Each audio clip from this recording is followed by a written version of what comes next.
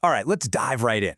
Today, we're pulling back the curtain on something that's happening behind the scenes in the corporate world. It's this huge, kind of hidden divide in how companies are actually training their people for AI. And what's wild is that the path they pick, well, it tells you pretty much everything you need to know about what they really care about. And as you'll see, it has massive consequences for their employees.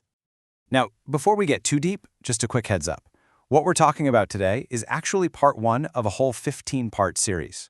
We're breaking down this really comprehensive research report by a company called Virtualization Options LLC. And, we're just scratching the surface here, pulling out the big ideas. The full report goes way deeper, but these explainers will give you the crucial takeaways. Okay, so let's just get to the heart of it with a big question. We all see the headlines, right? Companies are pouring millions, even billions into AI. So why are so many of them basically just throwing that money away on training that completely misses the mark? Well, the research we're looking at points to one single critical problem: a total misalignment. Their training is completely disconnected from why the company even exists in the first place. And that really is the core problem. So many companies are treating AI training like it's, a t-shirt, one size fits all. But the reality is it's not like that at all.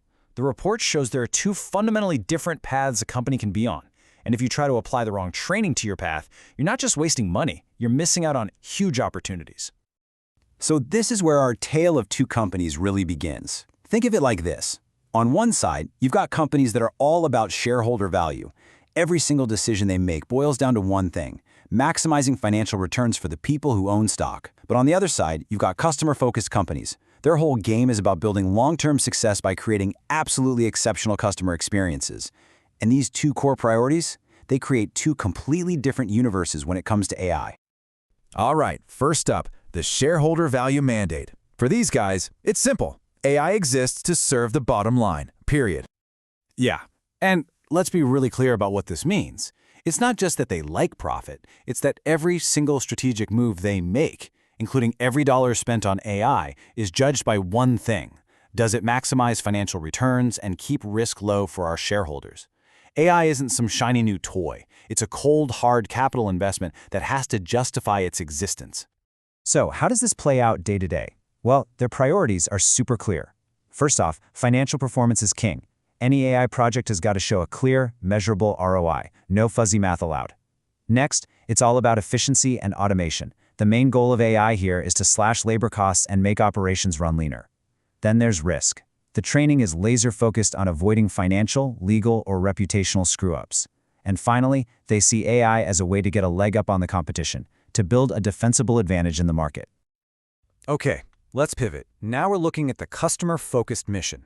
And honestly, this is a whole different ballgame. Here, AI isn't just about the numbers, it's about serving the human connection. See, in this world, making money is seen as an outcome, a result, not the primary goal itself. The fundamental belief is that if you focus on creating incredible experiences for your customers, if you build deep relationships and earn their loyalty, then the profits and long-term success will just follow.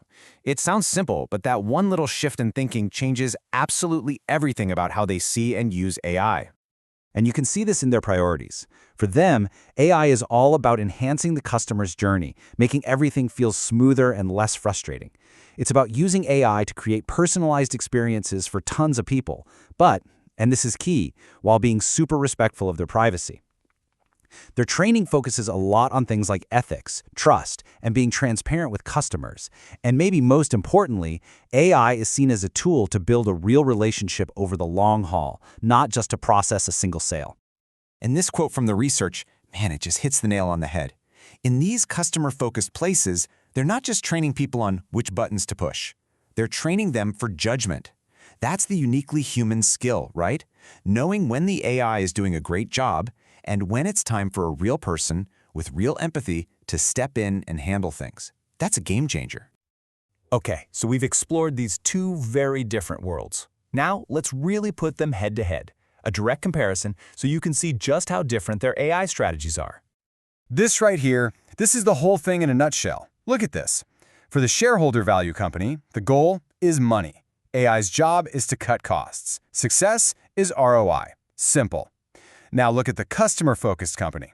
The goal? Customer experience and trust. AI's job? Personalization and connection. And success is measured by customer satisfaction and lifetime value. I mean, they're playing two completely different sports. So, why does any of this matter? Because this isn't just some abstract business theory. This one fundamental difference in philosophy has huge, cascading consequences. It creates a ripple effect that touches literally everyone in the company. Just look at how this flows. It all starts with the core mission: shareholders or customers. That decision dictates the AI strategy. Is it about efficiency or experience? Which then determines what goes into the training.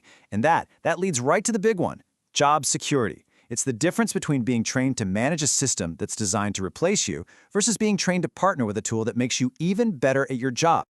And let's not downplay this. We're talking about a single choice that a company makes, a choice that most employees probably don't even think about. But it's that choice that defines career paths, that shapes who feels secure in their job, and that ultimately decides what the future of work looks like for every single person in that organization. So, that's what we'll leave you with for now. You've seen the two paths laid out pretty clearly. The big question is, which one is your company on? And more importantly, what does that mean for your future there? Think about it. We'll be back in part 2 to dig even deeper into exactly how their training goals differ.